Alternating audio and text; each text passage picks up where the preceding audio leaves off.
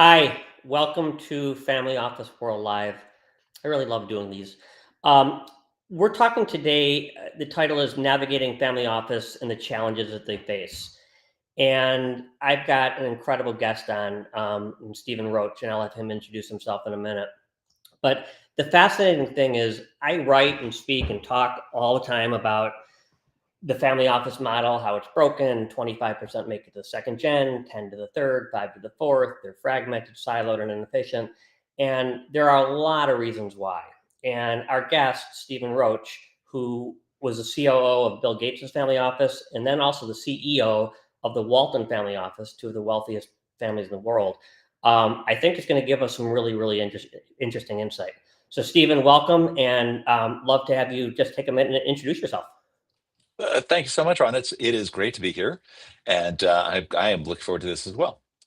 And my background is I've spent the past 15 years essentially working in the family office ecosystem, both, as you mentioned, with Cascade Asset Management and Walton Enterprises. And on top of that, I've worked with probably several dozen family offices, family office heads, the families that have family offices. So just a really broad range of people, and gotten to learn quite a bit about what makes for a world-class family office and what are the things that really hold families back from having a successful family office. What are some of the risks? What are some of the um, challenges, frankly, of creating great family offices? And so it's going to be fun to talk to you about it. I've built up this, kind of frankly, set of experiences and insights that I really appreciate the opportunity to share so that families can and set themselves up for success, whether they're building a brand new family office or they've had a family office for 30 years and they're looking to transition it to the next generation in a successful and seamless way. Well, first question I have is a question that I'm asked a ton, and there is no right answer for this. But they say, how much money do you need to have a family office? I just sold my widget company for $100 million. I'm starting a family office. I've done diligence, and I would argue that if you're going to invest in the private markets, private equity venture, and you've got a deal team, you need a bare bones minimum of 500. Otherwise, you're better off at a multifamily office. What's your thought on that? It is a great question, and it is asked all the time.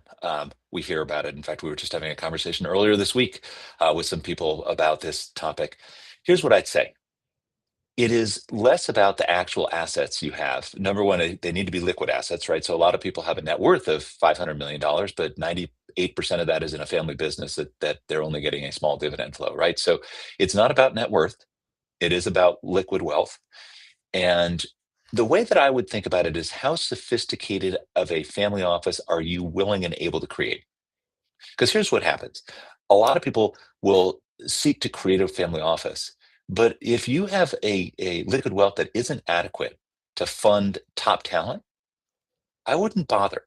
Because at the end of the day, it really is not just about having a family office, but about hiring and retaining the best talent so that you can actually generate outsized returns. Hang on. These should not be fun and games. You said unless you're going to hire top talent, you wouldn't bother. Explain that. Yeah, You I, you just outsource it to a multi? I would outsource it to a multi. If I am not in a position to hire a full team of top talent, not just one, not just an investor and then the set of analysts or the back office or the set of people that we surround that investment lead with, if they are not also top talent, I would absolutely utilize and leverage the great talent that they are amassing in these multifamily offices, all of which are substantially stronger firms than they were maybe 10, 15 years ago. There just is a vast difference.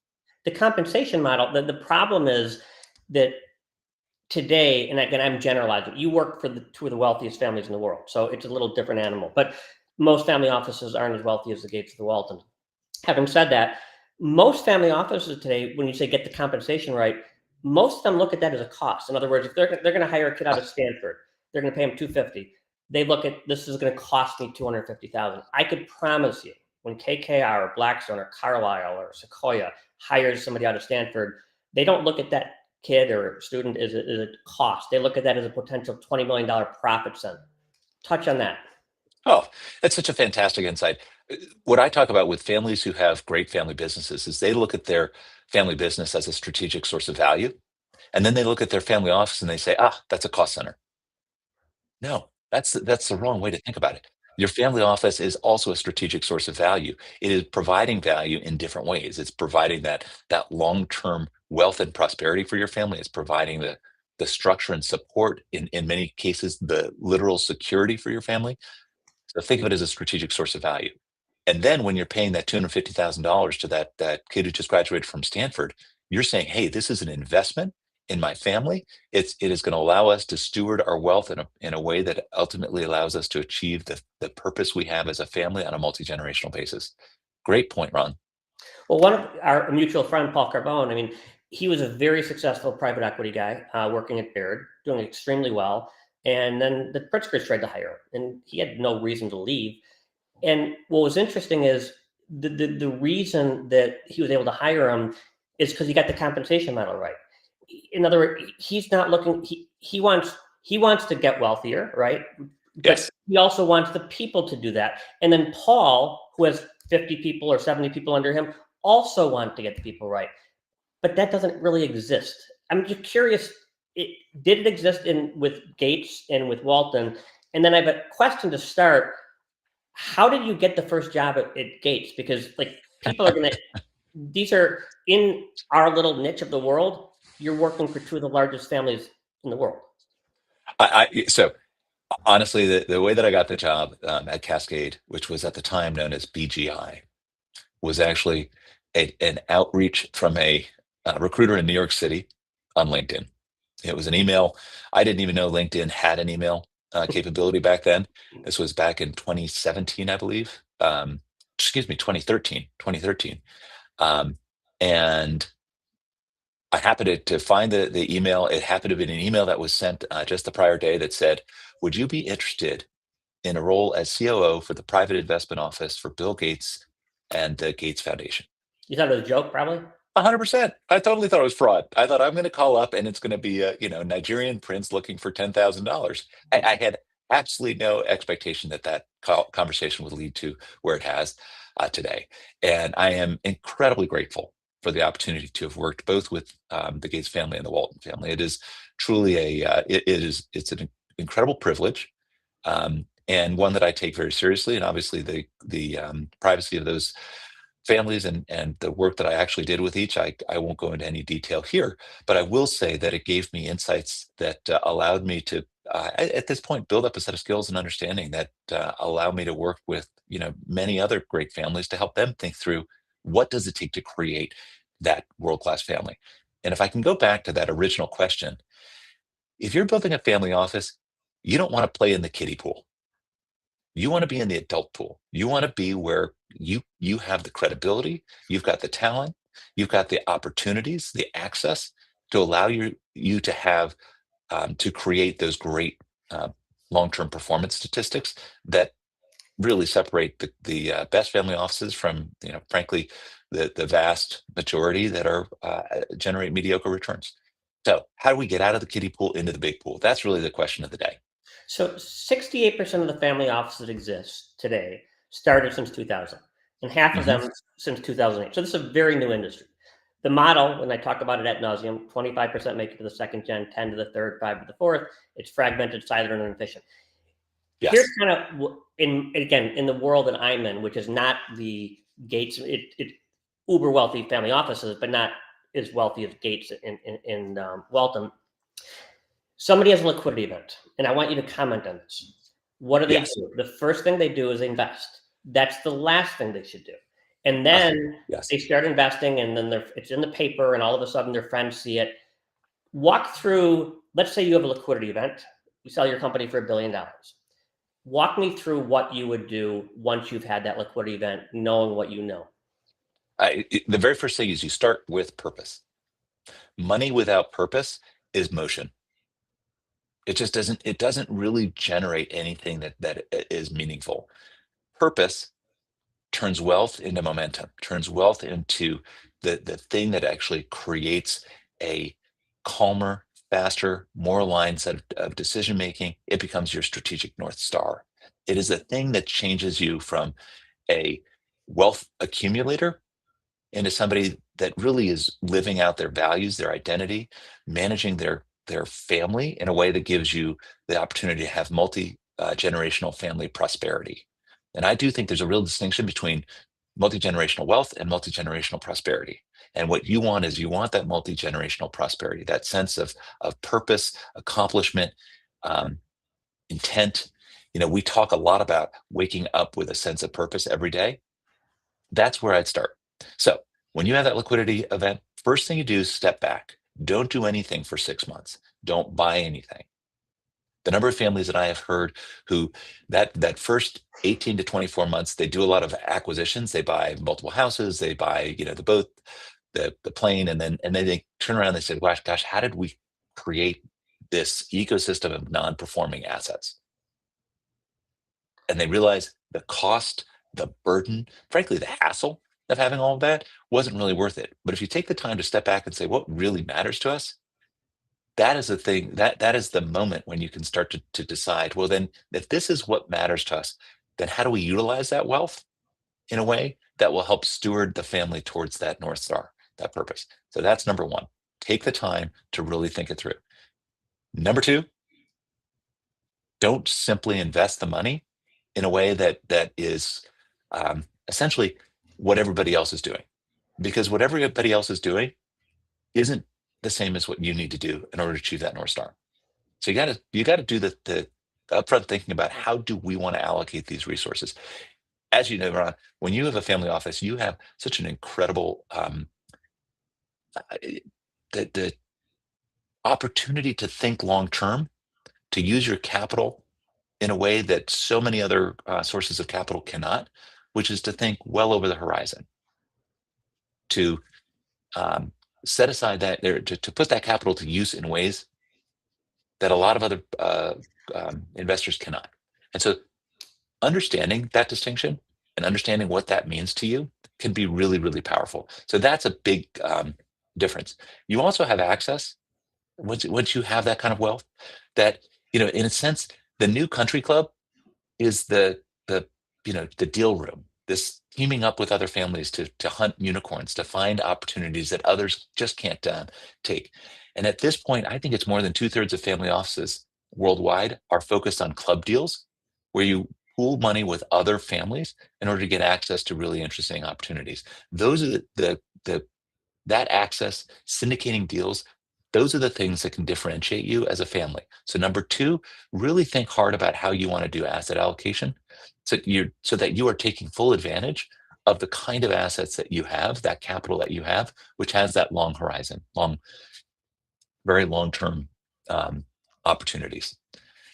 And then the third thing is start to think through what you want that model of family office to deliver for you.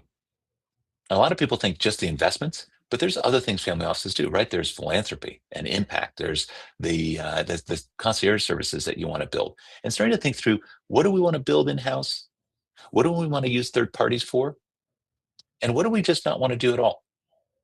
And going through that exercise of really thinking through that will then allow you to hire the top talent necessary to deliver on that model, to deliver on that asset allocation strategy, and ultimately to deliver on that purpose. So first thing you sell your widget company for $1 billion. First thing is you take a step back. What's the purpose? Second thing is asset allocation. Third thing is what kind of family office are you going to be, and what Yes. follows after that? So the thing that follows after that is actually starting to say, who is the first hire? And one of the things that when you're talking to families about who the first hire is, so often they take their accountant or their lawyer. Typically a trust and estates lawyer or their tax accountant, and they say, "How this is somebody I've had a relationship with for a number of years, and so therefore I have a relationship of trust. They are a trusted advisor." Trust is something that comes into play so often in family offices, so it's understandable that that sense of trust, mutual trust, is really important. However, what I'd suggest is that, again, step back and say, what do I really need in this first hire? And honestly, I think a chief of staff is frankly the right first hire. Somebody who can think broadly around all of the different tasks that need to get done and can help you put together a family office that will last beyond just this first couple of years when you've got the money and you're starting to build it out and you're willing to spend more upfront. Is having the talent as a chief of staff gives you a lot more flexibility, so that as you're building out the family office, you'll be able to get the right people in the right roles, so that you can achieve your build your model, achieve your strategy, and deliver on your purpose. So that's the number one, is to say, who is my first hire, Chief and of staff. getting the right first hire. Got it. Okay. I remember when I ran my hedge fund, I was in presenting to they used to call them rich people. Now they call them family offices, a rich guy. And he had his estate planning attorney in the room. And, Yes. I was 32 years old. And after I was explaining to him my strategy, and I had no idea why this guy was here. And I asked the guy afterwards very politely, I said, Mr. So-and-so, just out of curiosity, why was the estate planning attorney? I figured it would be like your CFO or whatever.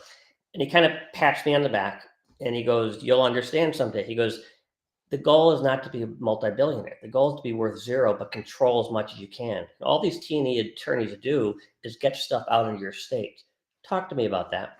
Oh yeah, that I hadn't heard it put that way, but it makes total sense. Is you actually want, what I think you'll find is that the best families, the generation that is currently in control, actually has the least amount of wealth, and I've seen that over and over again. It's not an obvious thing.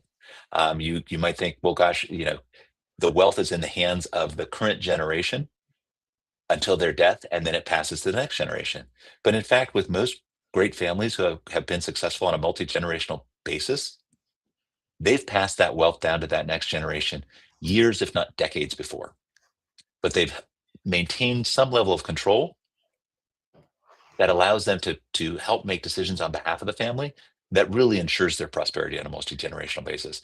And so thinking about it that way, I'd also challenge you a little bit there, Ron, because on the one hand, it's control versus the economic. So control rights versus economic rights is what we're talking about, and moving the cash down and the assets down to the next generation early while maintaining the decision rights in the current generation is a very smart way to do this. That is, you want that level of savvy out of your T&E, trust and estate lawyers. However, one of the things that we're seeing more and more often, and frankly, this probably goes, all the way back to the beginning of mankind, is the older generation isn't always willing to give up that control to pass down the decision rights as soon as they probably should.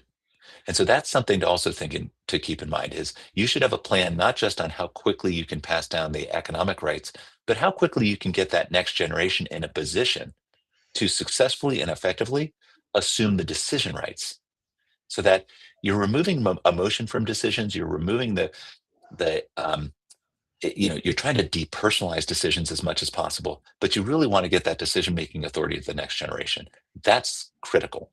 And so waiting until the very end to say, okay, now I'm on my deathbed, I'm going to give all the decision rights to the next generation, frankly, is just as foolish as waiting to hand all the economic rights down to the next generation, handing all the assets down to the next generation. In both cases, you want to do it in a very thoughtful, well planned, um, multi year path so that that next generation is ready to stand up so that the older generation, the current generation can step back.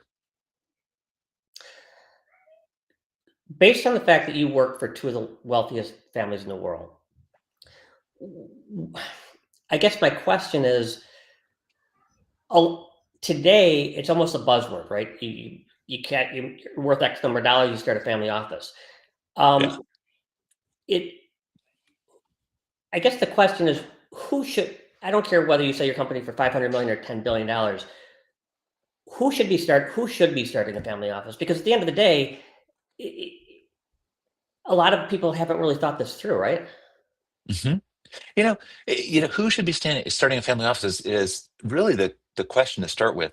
You know, there's an argument to be made that if you've got a really well thought out estate plan and you simplify your asset management and let's just for fun say you put 100% of your assets into VTI, the Vanguard Total Index, and you go back and frankly you just get a job, where and a job doesn't necessarily mean a 9 to 5 job, but just you're utilizing your time and talent in a way that is um, fulfilling.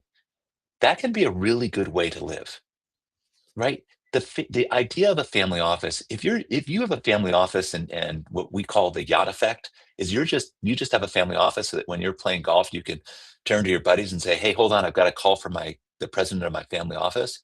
Like that's a pretty lousy reason to have a family office.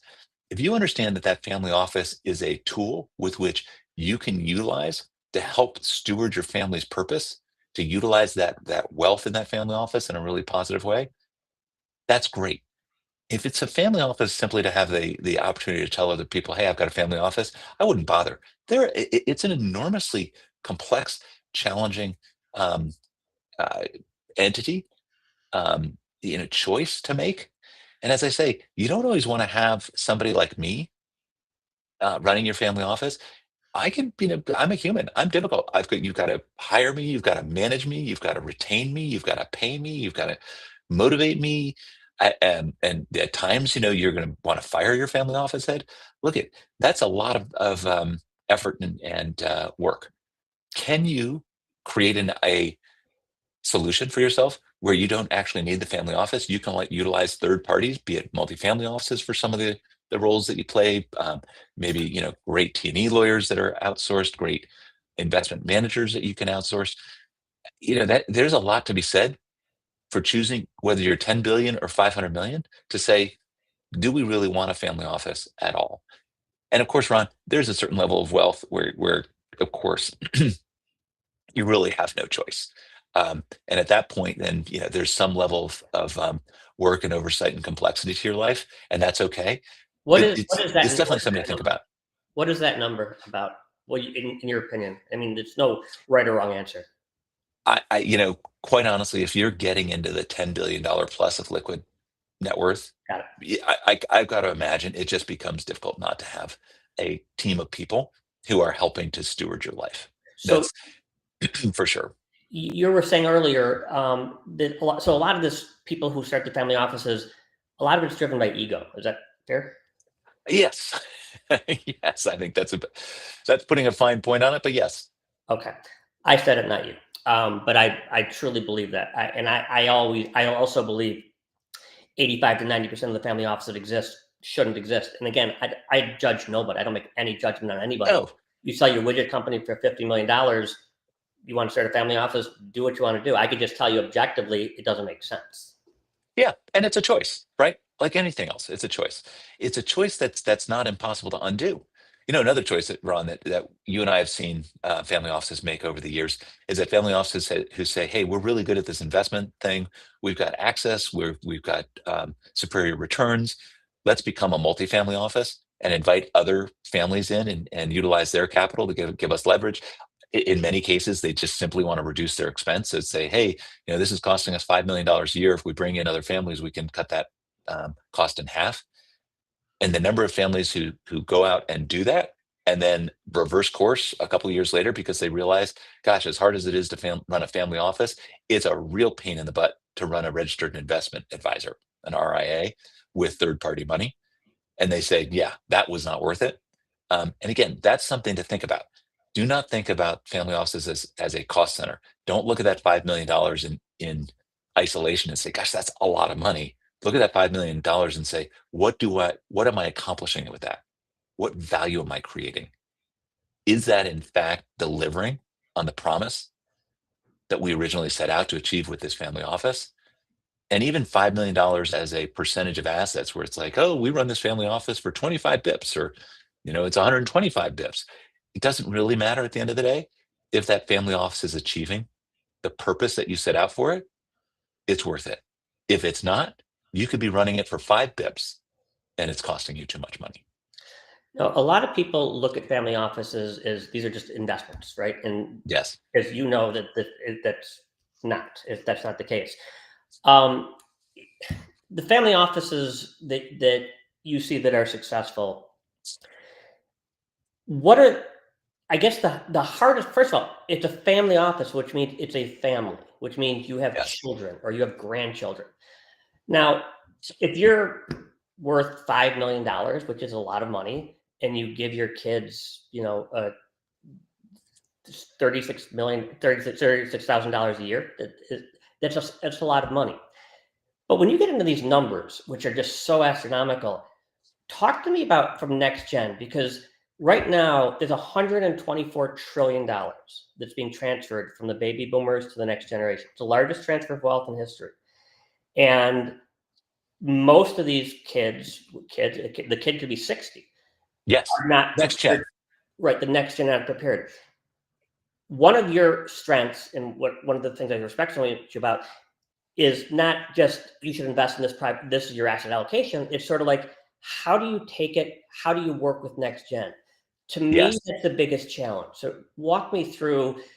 You have a liquidity event. Let's say it's a lot of money. It's $10 billion. You're 65 years old. You're married. You got two kids who are in their mid 20s, late 20s.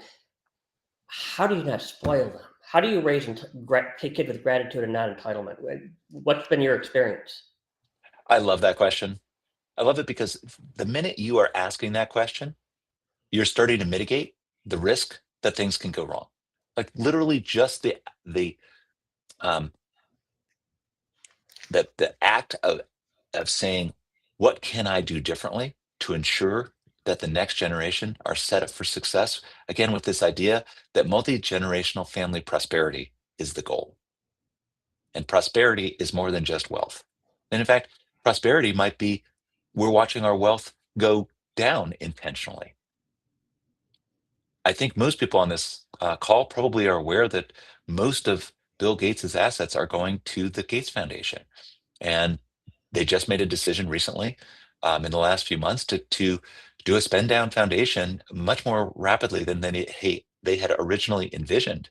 That's a big deal. That is an enormous amount of family wealth that is going to be really directed purely towards impact. So there's lots of ways to think about this, but the fact that you are thinking about your next generation and frankly future generations beyond that is the right starting point. The next thing I'd say, I said it earlier, ensuring that your family members wake up every morning with a sense of purpose, knowing what it is they're setting out to do that day. That's the real challenge. And I got to be honest, Ron, I do not have $10 billion of net worth. I worry about that with my 27-year-old triplets. I think about that with them. How do I ensure that they wake up with a sense of purpose? How do I ensure that they're thriving? And thriving is more than just health. It's your health, it's your mental well-being, it's your relationships, it's your friends, it's your job, it's the idea that you have a sense every day of um, that you are achieving your goals for yourself, that you are in the case of my children and a lot of people just like me, that they can support themselves, they can pay for their rent, they can pay for their groceries. Those are the kinds of things that ensure that you're thriving. So how do you ensure your children are thriving is really the question, and the next gen and generations beyond that. And what does wealth do as that becomes a disruptor to that thriving? And so many people would say, "Hey, gosh," I tell them it's not easy. It's a real burden to be a billionaire. It is not easy. And I know that there are very, very few people alive today who want to give a lot of sympathy towards billionaires. I actually have compassion because I do think it's a lot harder than most people realize to have that level of wealth, to feel that sense of obligation and burden. And so I think about that in terms of how do you help those next gen to learn, grow, develop into healthy, thriving adults. So start with think about it. Next thing is create a plan. Conflict doesn't destroy families. People think it's all about conflict. It's not. It's actually ambiguity. Ambiguity destroys family. It's not really understanding what are what's my role in the family? What's my role with the wealth? What choices do I have? What agency? Right? How much autonomy do I have with this wealth? What are the expectations around that wealth? Are they clearly defined so that I can be successful?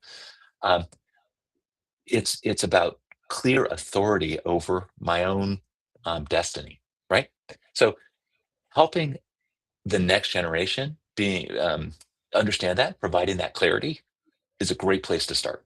And so few families do a great job of that, quite honestly. I will tell you, there just aren't that many who do it. But if you do it with intention and you set out to help the next generation understand what their roles are, what the structures are, what decisions they have authority over, how much of the wealth that they control versus not, giving them the autonomy to make decisions, letting them learn, grow, take risks in a healthy way, that's what creates a great next generation.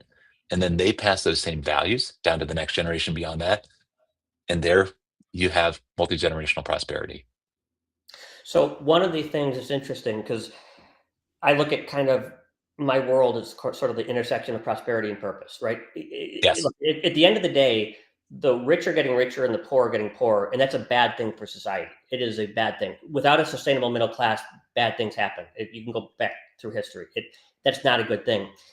The one good thing though that I see, and I want to hear your thoughts on this, is from a philanthropic standpoint, because even though it's Yeah. bad that the rich are getting richer and the poor are getting poorer and the middle class is going down, one of my North Stars, and I want to get your, because both the Waltons and the Gates are so philanthropic.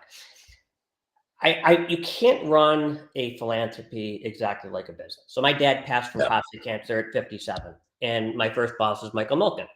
Milken developed prostate cancer. My dad did what I did, or what you would do. You go to 3 or 4 doctors, and he lived 4 years. Milken did that too, but he also built it like a venture capital firm. He put 2 million here, 3 million here, 500,000 here, and because of Michael Milken, you, I, and the male listeners will die with, but not of, prostate cancer. Fast forward 30 years, guy you worked for, Bill Gates. I would argue he did more for COVID than the U.S. government. Eric Lefkowski, who's the founder of Groupon, he started his wife got breast cancer. He didn't start Yeah. Tempest, which is now a publicly traded multi-billion-dollar company to make money. He started Tempest to help his wife.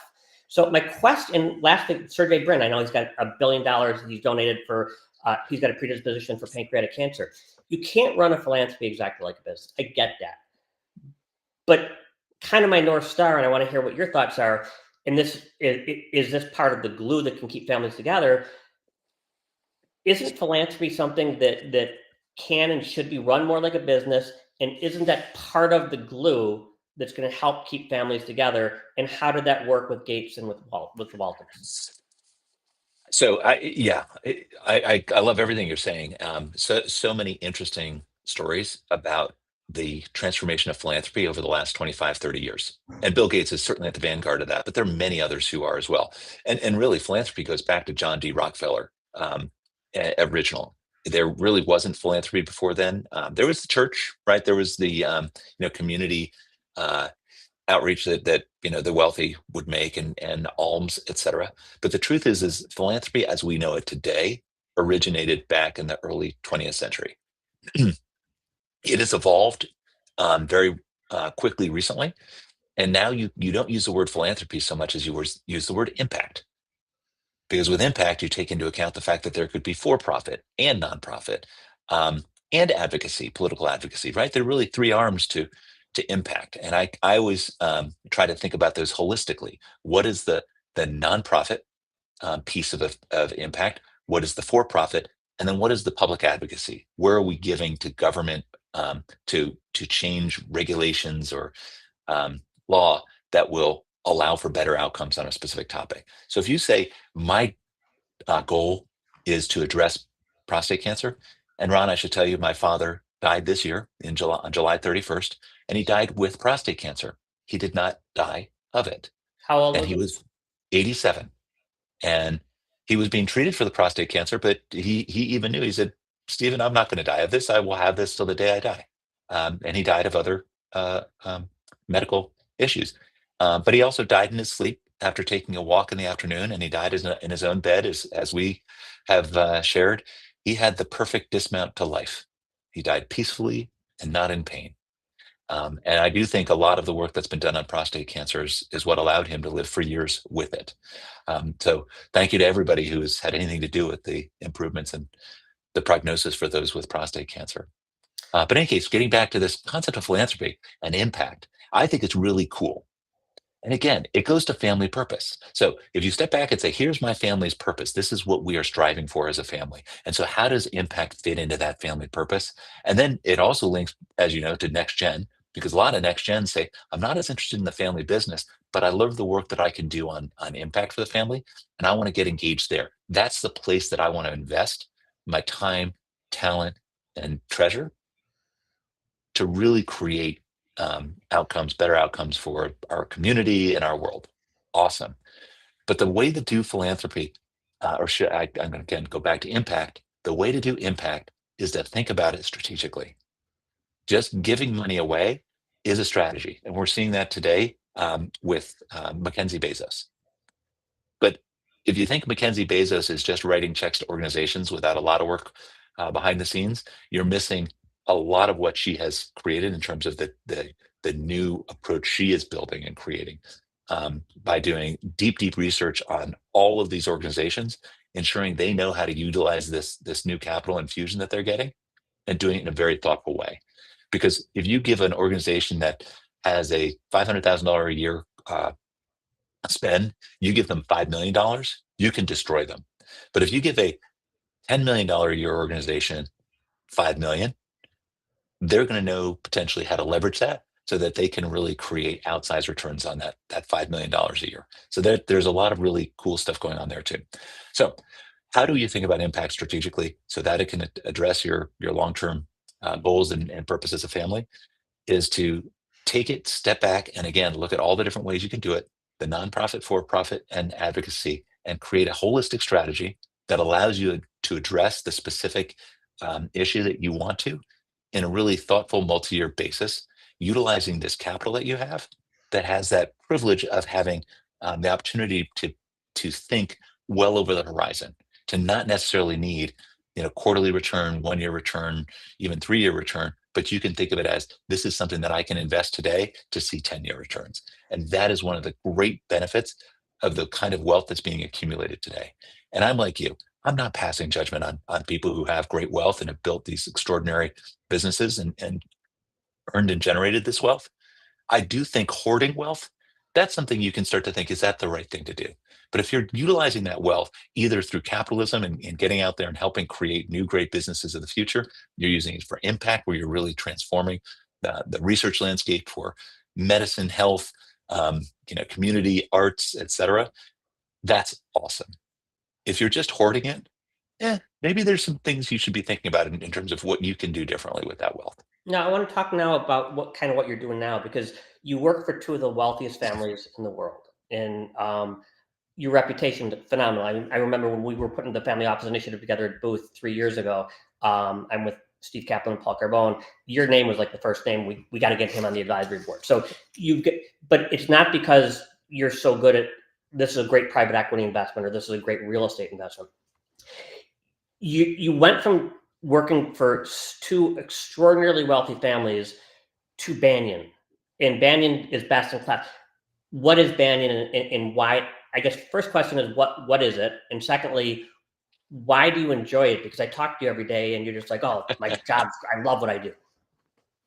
I feel very fortunate in being able to do what I do. I feel very fortunate to have worked with the Gates family and the Walton family. Really, it was an extraordinary privilege. Working with Banyan is the opportunity to work with a whole lot more families as I think about this capstone part of my career. And so, if you go back to why do I love Banyan, you have to go to the early part of my career, which started. I started my career at Procter and Gamble, which was pretty cool. I worked on Folgers Coffee and was in the brand and advertising world back then. But the first job that I had after business school was that I worked at Bain and Company. And I loved working at Bain. It's the strategy consulting firm because I worked with a lot of different executive teams and businesses and different verticals. And my learning curve just never flattened. I was constantly learning new industries, new issues, new executive teams, um, helping them create extraordinary outcomes for their business. Fast forward to working 15 years in the family office space. And what I'm able to do is marry this the joy that I got from being a consultant at Bain with this incredible experience that I had by working with two of the great family offices, frankly, the world has ever seen. That I was able to walk into those family offices. They were already very successful, and then I was able to help them in ways that I'm very proud of in terms of their transformation, and then utilize that experience, add a layer of wisdom. Being in my mid 50s, I've had a lot of experiences that I can draw from, put that together, and that's what I can do with Banyan. And what we do is we work directly with families, which is one of the most fun things I can imagine doing. I love it. Ron, I think you and I are very similar this way. One of the great joys I have is meeting families and learning their stories, getting to know the families, seeing the family dynamics, understanding the relationships they're building, trying to understand what they're seeking to accomplish, and helping them to achieve that, providing the tools, facilitating the right conversations, getting to a place where they're thinking about uh, purpose as their starting point. Because often they'll come in and say, here's the problem. And we'll say that there is that problem. But if we step back and say, what's your purpose? There may be other problems, or maybe they're different problems that you want help solve for us to help solve. And so we really work with families on ownership and control issues related to their shared assets. And shared assets can be a family business, a family office, a family philanthropy. And frankly, we've even done work with people on their family properties. And I think you and I know that family properties can be the greatest source of conflict in a family, much more so. Touch on that because you said Yeah. something which shocked me when we were together at a conference last month, where you said the worst thing somebody could, and I thought the polar opposite, but what you're saying makes sense. I thought getting a family home is like the best way to bring families together. You said it's a disaster, it's a worst thing to do. Why is that? Here's what I'd say. It is both the best and the worst. Can I have that paradox, lay that paradox out there? You can have that. Because thank you. It's one of the things that's cool about a family office, or excuse me, a family property, is that a family property can be a place to create extraordinary memories together Right. over, decades. And I know because we have a family property that we've had in my wife's family now for decades.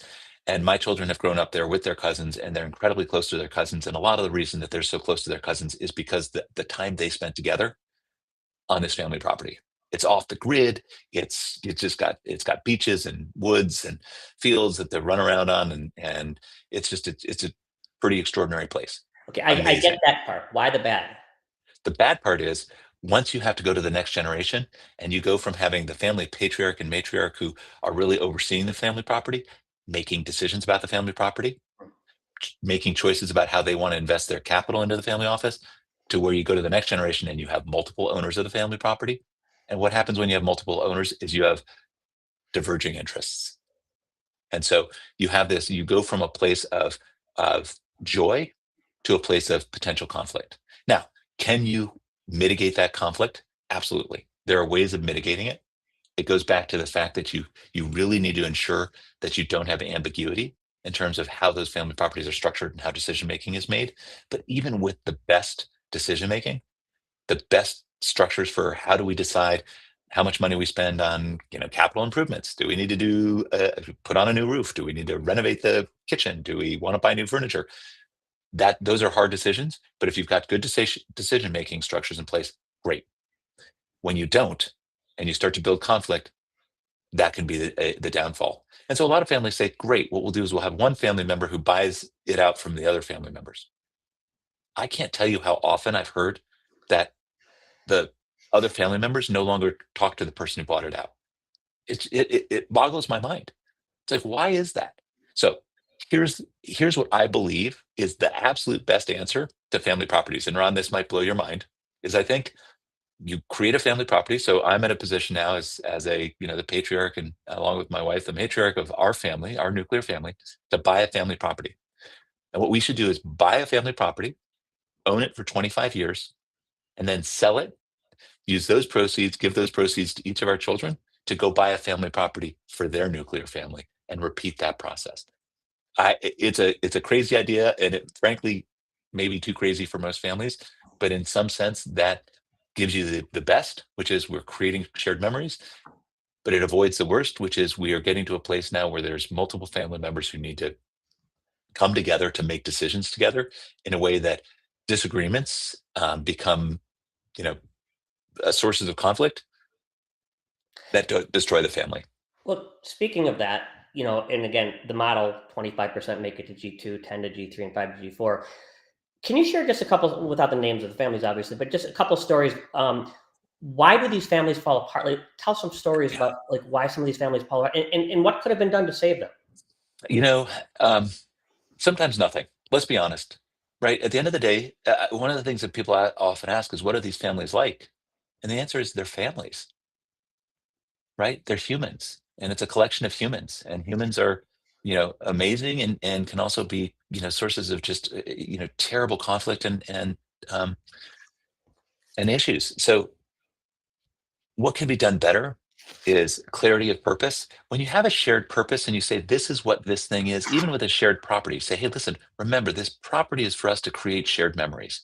It's not just a vacation home for everyone to use, 2 weeks a year and to pick their 2 weeks. And that's great. It's really about the shared memories. It's about our cousins and our second cousins having an opportunity to get to know each other, bond, and create joyful memories, right? That's a purpose. And when you have that purpose, it becomes a North Star. And then it becomes easier to make decisions. Hey, listen, we got to fix this roof, because if we don't fix this roof, this property is not going to be usable, or it's going to have mold or whatever. Right. So that sense of purpose is, I think, helps on just about anything you're doing as a family. Is creating shared purpose allows you to create a North Star that allows you to create better decision making. What causes friction? I'm going to share something with you, Ron, that I talk about with families, but it really is surprising to so many people. Is that when it comes to family foundations, you think the odds of getting to third generation with family offices is low. Getting to third generation and beyond with family foundations is essentially zero. Very few family foundations make it beyond the third generation. And the reason is typically a fixed pool of money with a group of people who need to make decisions together where their interests start to diverge over time. And it could be their politics, it could be the areas of interest that they have, right? Some say, hey, it's all about climate, and others say, no, it's about social justice, and others say, no, no, no, it's about cancer treatment, or it's about universities, or whatever it is. And those interests diverge in that fixed pot of money, which seemed so great when we were sitting at a dining room table together with the patriarch and matriarch, choosing how to allocate those funds. When the patriarch and matriarch are gone, and it's a set of siblings, and then it's the cousins, that becomes, instead of a source of joy, it becomes a source of conflict, and it becomes a source of anger and bad, memories of prior issues. And as I say, when you get in a room and when you start hearing about when Billy pulled Mary's hair in the sandbox when they were 5 years old, and they're still thinking about that, and those issues are still coming up, that's when things really go sideways. And so family foundations are a great example of how hard it is to create long-term prosperity, particularly if you lack that sense of shared purpose. So you see it all the time where families break up, and they break up often for some of the smallest reasons. And it is, I would say, at least 90% of the time, it's about decision making. And of those, the decision making, probably 100% of the time, it's because there's ambiguity, lack of clarity, lack of direction from the prior generations to set the next generations and beyond up for success. Okay, But we've got there's great examples, this, of families that are in G6, 7, and 8 that are thriving. So it's not all bad news out there. There's some great families who are, 500 family members, lineal descendants, who all are still having family reunions where three or 400 show up to the family reunion. I've got almost 50 people who want to ask questions, which we're certainly not going to get to all of them. But just real quickly, Yeah. I want to pull up just one question. If you could just answer it really quickly, because I want to bring the audience in, and I think you could see it on your screen. When capital scales faster than governance, something eventually breaks. What's the most common early warning sign inside family offices? Try to keep this to like a minute, because we've got so many different things to talk about. Yeah. So when capital scales faster than governance, you're always going to be in trouble. Governance has to get ahead of capital, and governance it isn't that hard. Governance is just decision making. Do I have the right decision making structures in place? Do I understand what are the critical decisions that a family office needs to make and a family needs to make? And who gets to make those decisions? Who has input? Who gets to recommend? Who gets to decide? Or as we say, who gets the D? Where there's clarity of decision making, governance is going to run really well. When capital outruns governance, you're in deep trouble. It's not irreparable, but it's something that you need to be very thoughtful about. Okay. Again, so what I want to do with the remaining time, we've got 10 minutes left, and I could literally, this is not, this is fun for me, and I know it's fun for you Yes. also. Um, I want to talk about sort of like the future of family offices, right? Because Yep. what happened, we could talk about here's what's wrong, here's what they did wrong, whatever. Let's talk about the future. Yep. First question is, what inning are we in? I used to think we were in the second inning, then the third inning, and then now I think we're back in the second inning, and sometimes I think we're in the first inning. So first question is, what inning are we in? And then secondly, we're putting together this program at Booth, the Family Office Initiative, and the response has been extraordinary. What nerve did that tap? Why has that resonated so much, in your opinion, with Booth? Yeah, I think I think those questions are obviously highly related, as otherwise you wouldn't have asked them together, but they're highly related. I think we're further along in the innings than maybe you do. And I think that because there are some family offices that are highly professional, institutional grade, run incredibly beautifully, and are doing things that frankly you wouldn't even imagine, 20, 25 years ago. And I'm going to put Cascade in that camp. They are institutional class. I mean, they've got BlackRock savvy. That's Bill Gates' family. Bill Gates's, thank you. That's BlackRock savvy with the back office and the technology and the systems to support it, such that they are able to do things that, frankly, um, in terms of their investments, that the best investment firms are able to do. So from that standpoint, there are now models for what it looks like. What does it look like to be successful? There are now models of that. That didn't exist 25 years ago. And yeah, maybe Rockefeller had that. Gosh, it would be a very short list. You had a Bessemer who, it probably had that and then became a multifamily office and obviously one of the extraordinary asset management firms. But in general, you just didn't see that. You're seeing that today. So that's why I think we're in later innings. What does that mean for current family offices? How do you get that level of professionalization? That's where I think what's really interesting about the Family Office Initiative. I joined when I was asked by Paul and you and the steering committee to become an active and engaged part of that team, which I think what a journey that's been the last couple of years. Um, what I always said is there's just a dearth of talent. And so if we can create a talent pipeline for family offices, that alone is going to create huge benefits. And I think Booth itself is such an extraordinary business school that it has the types of students that if you help them understand what does it mean to be in a family office, which is quite different than being in an investment firm, what does it mean to be in a family office, and how do we help them be better at that? That is going to make a huge difference in the potential for family offices to create highly professional, BlackRock savvy success. The big difference, and I think people really underestimate this because there's been a huge number of people jumping ship from Wall Street to come into family offices. And what they think is, this is going to be great, captive capital, right? So I don't have to go raise capital, number one, which a lot of people think, I don't have to go raise capital. That's fantastic. However, it's very different. When you are working with families, it is not the same thing as when you are working for a asset management firm. If you're working for Goldman Sachs, you may be working with families who are clients, but it's very different than working for the family themselves. If your values are not aligned, if you don't have an interest in their shared purpose as a family, if you are not thinking about that as you take these jobs, you're going to be making a very, very big mistake. You have got to be thoughtful about that. So you are coming into a family in a way that you really are able to engage and contribute in a very, very positive way. And also understand that your compensation now is aligned with the family. It's not aligned with a firm. And those can be very different things. Families think about their compensation differently. Family offices should think about it differently. We could spend an hour just on that topic, but that's a really, really big deal.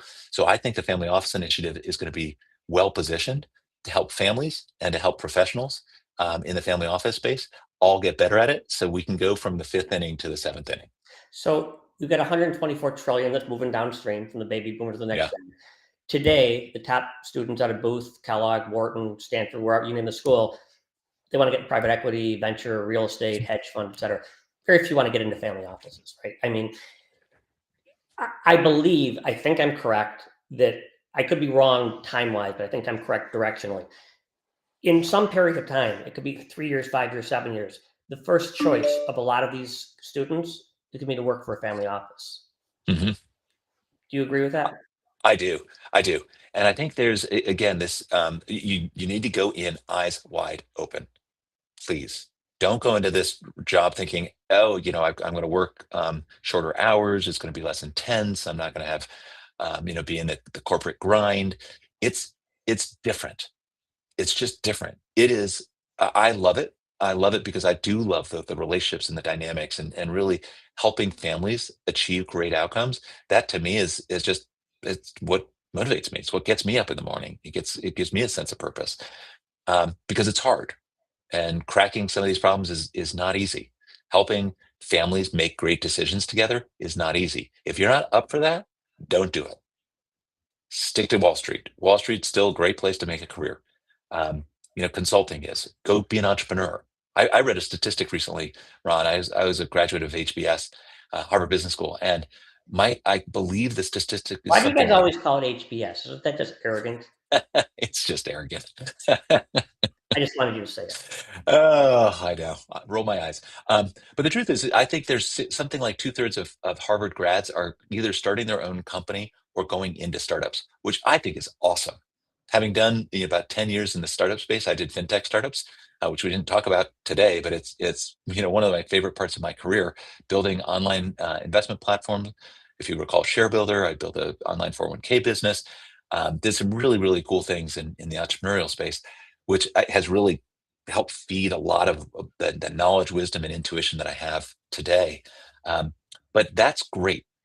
And honestly, if you can come into a family office and not necessarily directly out of undergrad or grad school, but actually go do other things so that you're bringing that experience with you, that's even better. But the truth is, I think there's going to be more and more people who realize the benefits of going into family offices because of the opportunity to work with families, because there's values alignment, mission alignment, where you feel what you're doing can be really cool. The impact that you have can be pretty enormous. But again, only if your mission and values aligned, because if you're not, it can be even worse than getting into the wrong corporate hierarchy where, sometimes you're a misfit. This can be even harder because it really strikes at your emotional core and your heart in a way that hey, if you're not a good fit for Morgan Stanley or Goldman Sachs, fine, go find another bank. But in a case of a family, it can be a harder path if you land in the wrong family. Okay, I've just made an executive decision.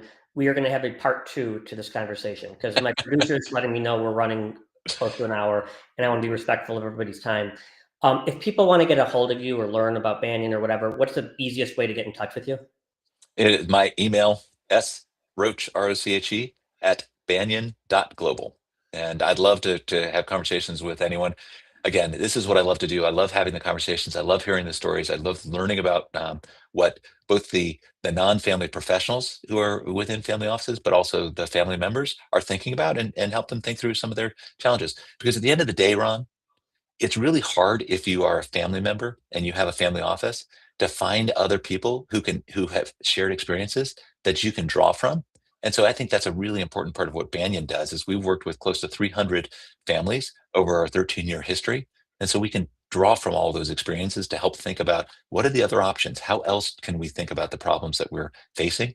Because it can be awfully lonely if you think you're the only one. Last question for you, and this is something I've asked David Rubenstein, I've asked Abby Stein, I've asked Tony Pritzker. What do you, and I'm not talking about career, you as a person, what are you most grateful for? Oh, I'm going to go with the easy answer. I have it's such a wonderful family. I've got triplets, and the triplets are now 27. It's kind of And silly, so, isn't it? yeah, the idea of triplets is crazy. It's it, and I remember when I found out that we were having triplets, and my wife was having the ultrasound, and they said, "Oh, we found a second embryo," and they said, "We better look to see if there's a third." And I said, "That's not funny." And then they said, "Oh my God, there's a third," and then they said, "We better look for a fourth." And I said, "I'm out of here." Oh my God. But the truth is I'm so grateful for what a wonderful family I have. And listen, it's been the most joyous and extraordinary journey.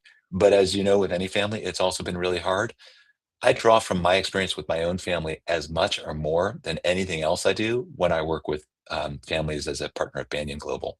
It's it's really important, and they're so important to me. And I think that's one of the reasons that I have so much fun and work so well with families is because I have such a great family myself.